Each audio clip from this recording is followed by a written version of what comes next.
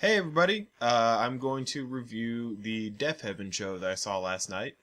It was the first concert I've gone to since I got back from Maryland Death Fest, and it was a pretty good concert, so I'm okay with not seeing that many concerts this month. But yeah, anyway, it was at the Granada in Lawrence, Kansas. The Granada's kind of a pretty good-sized mid-sized theater. I would say like its max capacity is I don't know, maybe 1,000, maybe I don't know. I'm so bad with knowing like numbers of crowds and stuff like that, but something like that. Um, and it's the second time I've seen Deafheaven there. I saw them back in February open for Between the Buried and Me. So I'm glad that they're big enough that they can headline that size of place on their own. Okay, yeah. The first band of the night was a band called Wreck Reference. Wreck Reference is like a combination of harsh noise and doom. I guess doom metal. Sure. It's a drummer, and then the main guy who uses one of those like touchpad. I've only seen DJs use them before, where it has a touchpad on it. You can program different sounds into it, and he was playing it like a guitar, and he would hit one and just like this huge harsh noise sample would come out. It was actually really interesting.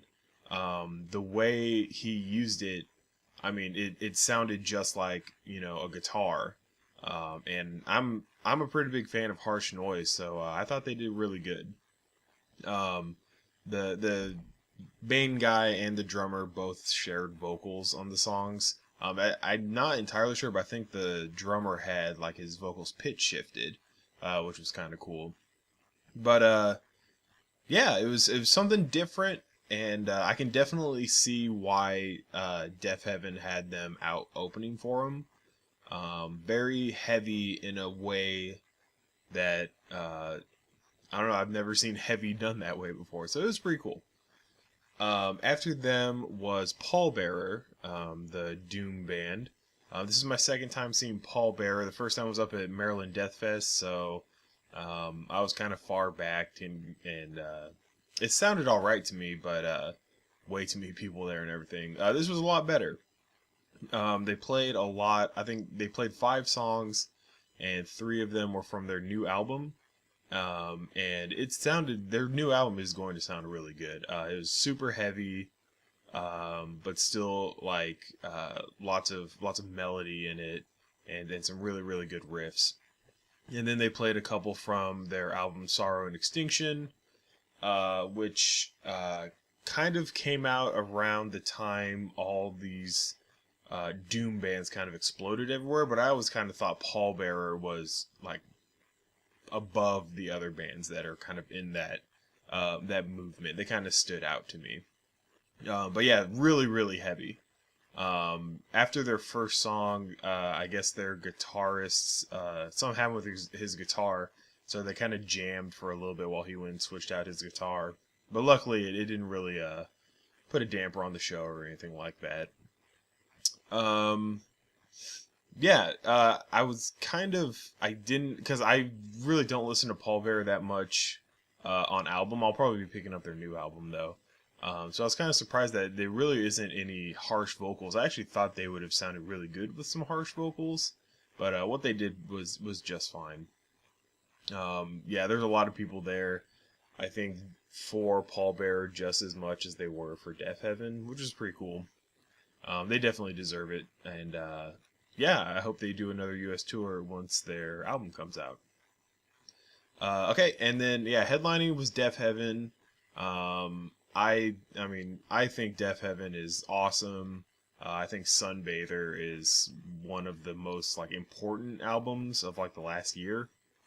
But they they have caused a talking point within the extreme metal community ever since Sunbather was released, and that's good. Anything to get people talking, anything to progress the genre forward, I'm all for it.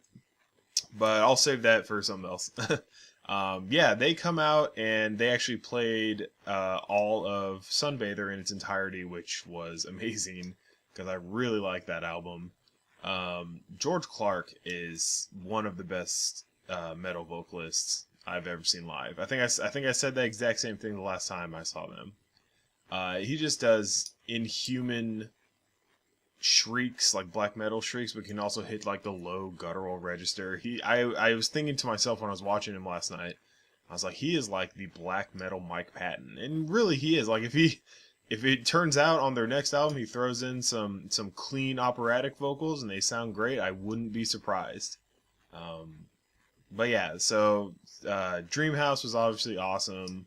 The crowd was going crazy. The crowd was actually, as soon as Dreamhouse kicked in, a huge pit started at the Granada, which was really refreshing because I was almost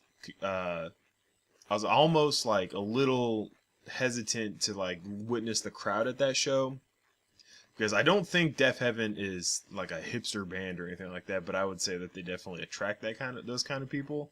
But that's good, it's getting those people into metal, whatever. But I was gonna think that everyone was just gonna be standing there, with their arms crossed. Kind of what happened when they opened for Between the Bear to Me. There wasn't too much movement, but luckily that wasn't the case here at all. There was pretty much strong pits the entire night. During the pecan tree, some kids even crowd surfed, and even George jumped into the crowd and crowd surfed a little bit. But yeah, hearing all of Sunbather was really cool. Yeah, the pecan tree might be my new favorite like set closing song. Uh, I don't know, just when they kick back into it after like the quiet interlude kind of in the middle, it's just awesome. Like people were going nuts. And then they came back out and did Unrequited from Roads to Judah, which is just a great song. Um, yeah, it was just all good. Carrie, I could tell he was throwing in some like solos during some of the black metal riffing, and that just went over really well. I thought that sounded great.